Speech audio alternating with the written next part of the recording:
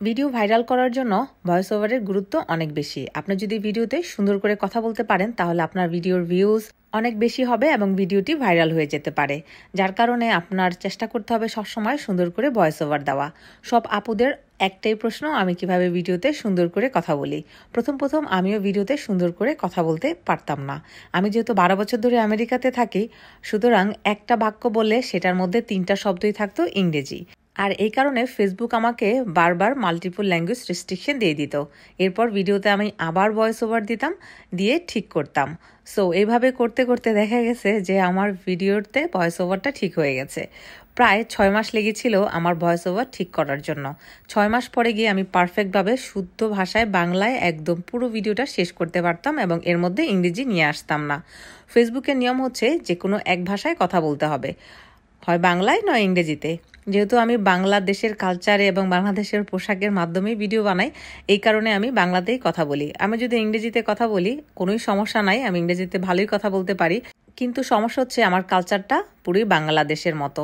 বাংলাদেশের মতোই ঘর গুছানো, বাংলাদেশের মতোই খাবার খাই, বাংলাদেশের মতোই চলাফেরা করি, বাংলাদেশের মতোই আমার পোশাক, যেহেতু আমি বাংলাদেশেই জন্ম আমার এবং বাংলাদেশেই বেড়ে ওঠা। এই কারণে আমেরিকার ভাষায় ব্যবহার করলেও আমেরিকার কালচারের কোনো কিছু আমি দেখাতে পারবো না, যার কারণে আমার ভিডিওতে ভিউও হবে না। সো এই কারণে আমি বাংলায় কথা বলি এবং বাংলাদেশের কালচারের সব কিছুই দেখাই আমার ভিডিওতে, এবং আমার অডিয়েন্সও সব বাংলাদেশের। এই কারণে আমি শুধুমাত্র বাংলা ভাষায় সুন্দরভাবে কথা বলার চেষ্টা করেছি এবং ইনশাল্লাহ 6 মাস পরে আমি সফলও হয়েছি। সো আপনাদেরও প্রথম ভিডিওতে ভয়েস ওভারটা সুন্দরভাবে আসবে না। আপনি নিয়মিত প্র্যাকটিস করুন, কখনোই ভিডিও বানানো বন্ধ করবেন না এবং ভয়েস ওভার দেওয়া বন্ধ করবেন না। বারবার ভয়েস ওভার দিবেন, একবার ভালো না হলে দ্বিতীয়বার দিবেন, দেখবেন দ্বিতীয়বার আরেকটু সুন্দর হচ্ছে। এরপরে ওটা কেটে দিয়ে আবার তৃতীয়বার দিবেন, দেখবেন তৃতীয়বার আরও সুন্দর হচ্ছে।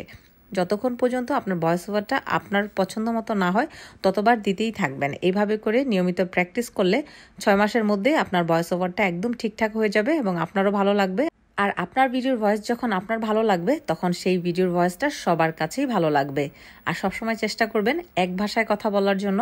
যদি বাংলায় কথা বলেন শুধুমাত্র বাংলাতেই কথা বলবেন।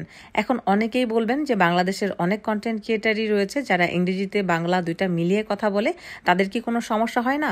অবশ্যই তাদের সমস্যা হয়, কিন্তু তারা তো এসে আপনাকে বলবে না ভিডিওতে যে হ্যাঁ আমার ভিডিওতে এই সমস্যা হয়েছিল, এই সমস্যা হয়েছিল। বড় বড় ব্লগারদের পেজে অনেক বড় বড় সমস্যা হয়, কিন্তু তারা এগুলো কখনোই পাবলিক প্লেসে এসে বলবে না। এবং বড় বড় ব্লগাররা এসে আপনাকে শিখাবেও না কিভাবে ভয়েস ওভার দিতে হবে। এই কারণে সবারই সমস্যা হয়, বাট আমার যে সমস্যাটা হয়েছিল সেটা আমি আপনাদের সাথে শেয়ার করলাম। এখন হয়তো বা আপনারা সরাসরি বুঝতে পেরেছেন আসলে কিভাবে কথা বলা উচিত ফেসবুকে।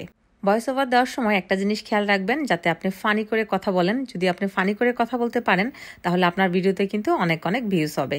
আর আপনার ভয়েস ওভারটা হতে হবে ক্লিয়ার। এই কারণে ঘরের জানালা, দরজা, ফ্যান সব কিছু বন্ধ করে তারপরে মুখের কাছ থেকে একটু দূরে নিয়ে ফোনটা, তারপরে ভয়েস ওভারটা দিবেন। তাহলে দেখবেন আপনার ভয়েস ওভারটা একদম ক্লিয়ার শোনা যাচ্ছে। যেমন আমি এই কাজটাই করি, আমার ঘরের দরজা, জানালা, ফ্যান সব কিছু বন্ধ করে দিয়ে মুখের কাছ থেকে একটু দূরে নিয়ে ভয়েস ওভারটা দিই, যার কারণে আমার ভয়েস ওভারটা একদম ক্লিয়ার শোনা যায়।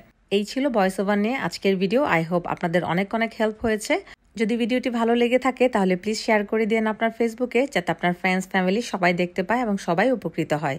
সবাই ভালো থাকবেন, সুস্থ থাকবেন। দেখা হচ্ছে নেক্সট ভিডিওতে। আল্লাহ হাফেজ।